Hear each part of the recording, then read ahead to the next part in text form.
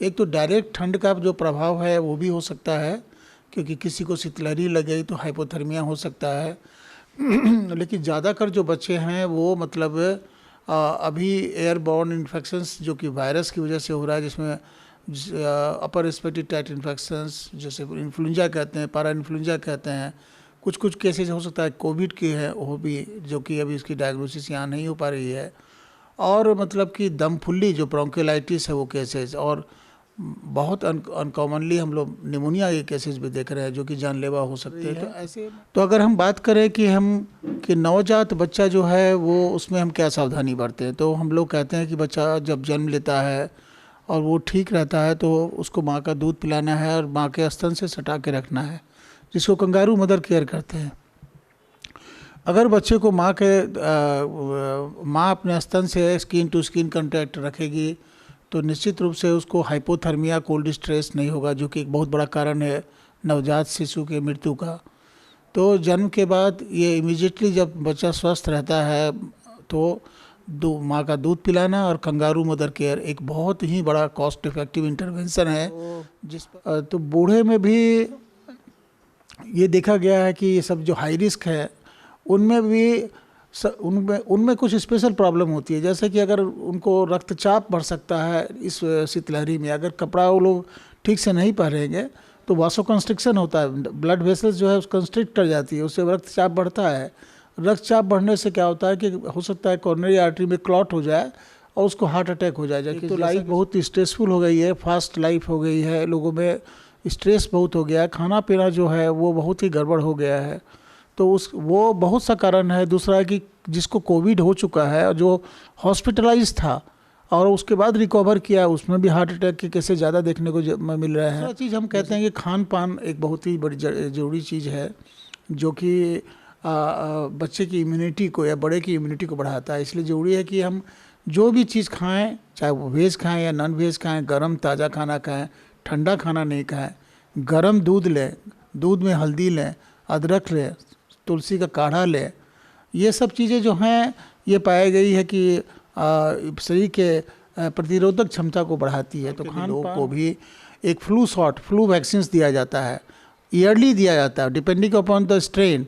ये WHO decide करती है, हर साल एक शॉट देना है, लेकिन अभी राष्ट्रीय टीकाकरण कार्यक्रम में शामिल नहीं है। तो एक असेसमेंट है कि कोविड के ठीक होने के बाद 20 से 30% लोगों को लॉन्ग कोविड या कहते हैं उसको लॉन्ग हॉलर्स बोलते हैं, यानी किसी न किसी रूप में उनको कोविड के कॉम्प्लिकेशंस डेवलप करते हैं बाद में जाकर, चाहे वो मतलब हार्ट के हों, चाहे वो लंग्स के हों, चाहे किडनी के हों, चाहे ब्रेन के हों। ये जो जिसको कहते हैं लॉन्ग हॉलर्स, ये खासकर उनको होता है जो कि मतलब कि अस्पताल में भर्ती होते हैं। नमस्कार, आप देखना शुरू कर चुके हैं फर्स्ट लुक बिहार। मैं सिजल आपके साथ। बिहार में मुजफ्फरपुर में ठंड का प्रकोप काफ़ी बढ़ा हुआ है, जिस कारण से बच्चे, बूढ़े, इवन यंगस्टर्स को भी काफ़ी परेशानियों का सामना करना पड़ रहा है।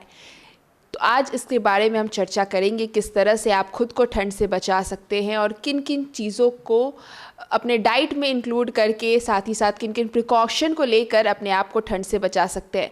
इस सब बात करने के लिए हमारे साथ जुड़े हैं मुजफ्फरपुर के child specialist Arun Shah sir. Doctor Arun Shah, पहले तो डॉक्टर आपका बहुत बहुत स्वागत है फर्स्ट लुक की ओर से। थैंक यू, नमस्कार। तो बच्चों में सबसे ज़्यादा कह सकते हैं, बच्चों बूढ़ों में लोग कहते हैं कि ठंड का या किसी भी चीज़ का इफेक्ट सबसे ज़्यादा देखने को मिलता है। आप एक चाइल्ड स्पेशलिस्ट है, तो अभी सबसे ज़्यादा बच्चों में जो ठंड को लेकर किन किन बीमारियां ज़्यादा दिख रही है?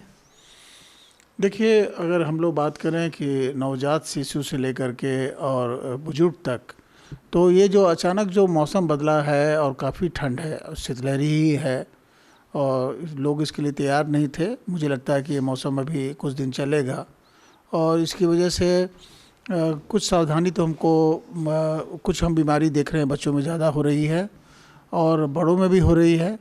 तो अगर हम बात करें कि नवजात बच्चा जो है वो उसमें हम क्या सावधानी बरतें, हैं तो हम लोग कहते हैं कि बच्चा जब जन्म लेता है और वो ठीक रहता है तो उसको माँ का दूध पिलाना है और माँ के स्तन से सटा के रखना है, जिसको कंगारू मदर केयर करते हैं। अगर बच्चे को माँ अपने स्तन से स्किन टू स्किन कांटेक्ट रखेगी तो निश्चित रूप से उसको हाइपोथर्मिया, कोल्ड स्ट्रेस नहीं होगा, जो कि एक बहुत बड़ा कारण है नवजात शिशु के मृत्यु का। तो जन्म के बाद ये इमीडिएटली जब बच्चा स्वस्थ रहता है तो माँ का दूध पिलाना और कंगारू मदर केयर एक बहुत ही बड़ा कॉस्ट इफेक्टिव इंटरवेंशन है, जिस पर कि बच्चे को मतलब हाइपोथर्मिया या ठंड से बचाया जा सकता है। अब आइए कि अगर बच्चे 5 साल के नीचे के बच्चे हैं तो उनको मतलब कि इस समय हम देख रहे हैं सर्दी खांसी वगैरह, बुखार वगैरह, दम फुल्ली वगैरह, निमोनिया वगैरह केसेस देख रहे हैं, क्योंकि इस मौसम में जो वायरल इन्फेक्शन, ड्रॉपलेट इन्फेक्शंस बहुत ज़्यादा होता है। एक तो डायरेक्ट ठंड का जो प्रभाव है वो भी हो सकता है, क्योंकि किसी को शीतलहरी लग गई तो हाइपोथर्मिया हो सकता है।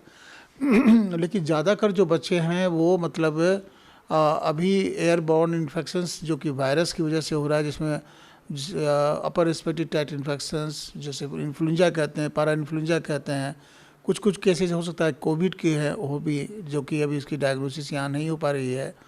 और मतलब कि दम फुल्ली जो ब्रोंकियोलाइटिस है वो केसेस, और बहुत अनकॉमनली हम लोग निमोनिया के केसेस भी देख रहे हैं जो कि जानलेवा हो सकते हैं। तो ऐसे में इन बच्चों को बचाने के लिए सबसे ज़्यादा क्या क्या करना चाहिए ये हम बताना चाहेंगे कि एक तो है कि बच्चों को उम्र के हिसाब से आप मल्टी लेयर कई लेयर में मतलब कई परत में कपड़े पहनाएं, 4, 5, 6 परत में कपड़े पहनाएं, उसके ऊपर में स्वेटर डाल दें या जो भी है, तो उसे कई परत में डालने से निश्चित रूप से बच्चों में ठंड का प्रभाव नहीं पड़ेगा। दूसरा है कि एक्सपोज्ड एरिया खासकर हेड है उसको कवर करके रखना, हेड से सबसे ज़्यादा हीट लॉस होता है, तो हेड को मफलर से है, कान को ढकना है, मुंह को ढकना है, तो लड़कियां अगर है तो स्कार्फ पहने, हाथ और जो पैर जो है तो ग्लव्स पहने यानी मोजा पहने और दास्ताना पहने, यानी कोई भी शरीर का हिस्सा जो है वो अनकवर्ड नहीं होना चाहिए। बेवजह बाहर नहीं निकले, खास करके रात काफ़ी ठंडी चल रही है इस समय, बच्चों को ले जाना बाहर में इस समय काफ़ी मतलब कि नुकसानदेह हो सकता है। एक तो ठंड की वजह से, दूसरा है कि ड्रॉपलेट इन्फेक्शन जो है वायरस का इन्फेक्शन से भी काफ़ी ज़्यादा फैला हुआ है। एक तो और प्रदूषण भी एक बहुत बड़ा कारण है निमोनिया होने का। अब आइए कि अगर हम लोग बूढ़े की बात करें तो बूढ़े में भी ये देखा गया है कि ये सब जो हाई रिस्क है उनमें भी उनमें कुछ स्पेशल प्रॉब्लम होती है, जैसे कि अगर उनको रक्तचाप बढ़ सकता है इस शीतलहरी में, अगर कपड़ा वो लोग ठीक से नहीं पहनेंगे तो वासोकंस्ट्रिक्शन होता है, ब्लड वेसल्स जो है कंस्ट्रिक्ट कर जाती है, उससे रक्तचाप बढ़ता है। रक्तचाप बढ़ने से क्या होता है कि हो सकता है कॉर्नरी आर्टरी में क्लॉट हो जाए और उसको हार्ट अटैक हो जाए, जैसा कि सुनने में आ रहा है कि कानपुर में कई लोग मरे हैं हार्ट अटैक से। और पटना अटैक तो आजकल सर मतलब मेनली जो 30 एज ग्रुप के आसपास के लोग होते हैं उनको भी हार्ट अटैक्स की बहुत प्रॉब्लम हो रही है बीपी के इशू के कारण। हार्ट अटैक के केसेस मल्टीफैक्टोरियल है, कोई एक कारण नहीं है, लेकिन अभी ठंड एक कंट्रीब्यूटरी फैक्टर हो सकता है हो बना कि एक तो लाइफ बहुत स्ट्रेसफुल हो गई है, फास्ट लाइफ हो गई है, लोगों में स्ट्रेस बहुत हो गया है, खाना पीना जो है वो बहुत ही गड़बड़ हो गया है, तो वो बहुत सा कारण है। दूसरा है कि जिसको कोविड हो चुका है और जो हॉस्पिटलाइज था और उसके बाद रिकवर किया, उसमें भी हार्ट अटैक के केसेस ज़्यादा देखने को मिल रहे हैं। जैसे कि स्टडीज़ में ऐसा पाया गया है कि वैक्सीन्स का इससे कोई लेना देना नहीं है, बल्कि वो मरीज़ जो कोविड से बच गया हो, हॉस्पिटलाइज था, आईसीयू में था या वेंटिलेटर पर था, वो बचने के बाद उसको मायोकार्डाइटिस यानी वायरस रहता है उसके शरीर में, तो निश्चित रूप से वो भी एक कारण हो सकता है। इसलिए हार्ट अटैक के केसेस जो हैं अभी ठंड की वजह से बढ़ सकते हैं, क्योंकि रक्तचाप बढ़ेगा तो 2 चीज़ बढ़ सकती है, एक तो ब्रेन हेमरेज जिसकी वजह से जिसको कहते हैं लकवा, और दूसरा है कि हार्ट अटैक का केसेस ये बढ़ रहे हैं। तो बुजुर्गों को भी चाहिए, अब उनको भी चाहिए जिनको कि ब्लड प्रेशर की बीमारी, हार्ट की बीमारी या रक्तचाप की बीमारी या मतलब कि चीनी की बीमारी या दमे की बीमारी या किडनी की बीमारी हो, उनको भी सावधानी बरतने की ज़रूरत है कि बेवजह घर से बाहर नहीं निकले, प्रॉपर्ली कवर्ड करके रखें, घर के अंदर अंगीठी जलाएं तो मतलब खास करके जो ऊपर का जो वेंटिलेटर है वो खुला रखें ताकि कि रूम सफोकेटेड नहीं हो। दूसरा चीज़ हम कहते हैं कि खान पान एक बहुत ही बड़ी ज़रूरी चीज़ है जो कि बच्चे की इम्यूनिटी को या बड़े की इम्यूनिटी को बढ़ाता है। इसलिए ज़रूरी है कि हम जो भी चीज़ खाएं, चाहे वो वेज खाएं या नॉन वेज खाएं, गर्म ताज़ा खाना खाएं, ठंडा खाना नहीं खाएं, गर्म दूध लें, दूध में हल्दी लें अदरक लें, तुलसी का काढ़ा लें। ये सब चीज़ें जो हैं ये पाई गई है कि शरीर के प्रतिरोधक क्षमता को बढ़ाती है। तो खान पान हुआ, और अपने आप को बचाना है, बाहर में कम से कम जाना है। और जिसने भी मतलब कि अगर छोटे बच्चे अगर टीकाकरण नहीं कराए हैं तो आप बिना विलंब के जो टीकाकरण छूट गया है राष्ट्रीय टीकाकरण कार्यक्रम के अंतर्गत उनको दिलवा लीजिए। उसमें कम से कम 4 ऐसे टीके हैं जिससे कि निमोनिया का बचाव हो सकता है। एक न्यूमोकोकल वैक्सीन है, एक एच इन्फ्लुएंजा वैक्सीन है, एक पर्टूसिस वैक्सीन है, और एक मतलब मीजल्स वैक्सीन है। चारों का कारण है निमोनिया का। अच्छा सर, निमोनिया से ये वैक्सीन बचा लेंगी, और कोई वैक्सीन है मतलब जो बच्चों में जो 6 महीने तक 2 साल तक वैक्सीन जो देने का एक जो वो होता है प्रोसेस होता है, तो उसमें कोई ऐसी वैक्सीन है जिससे ठंड से मतलब बच्चों को ज़्यादा बचाया जा सके? बहुत ही प्रासंगिक सवाल है आपका कि क्योंकि अभी पूरे अंतर्राष्ट्रीय स्तर पर ये रिकमेंडेशन है कि 6 महीना के बाद से अपर एज लिमिट कुछ नहीं है, मतलब 60, 65, 70 साल के भी लोगों को भी एक फ्लू वैक्सीन दिया जाता है, ईयरली दिया जाता है, डिपेंडिंग अपॉन द स्ट्रेन। ये WHO डिसाइड करती है, हर साल एक शॉट देना है, लेकिन अभी राष्ट्रीय टीकाकरण कार्यक्रम में शामिल नहीं है। तो इस टीका को दिलाने से निश्चित रूप से इन्फ्लुएंजा जो सबसे कॉमन है, और इन्फ्लुएंजा जो है, और उस मतलब कि जिसमें कि फ्लू में काफ़ी लोग बीमार पड़ते हैं, हॉस्पिटलाइज होते हैं, मरते भी हैं।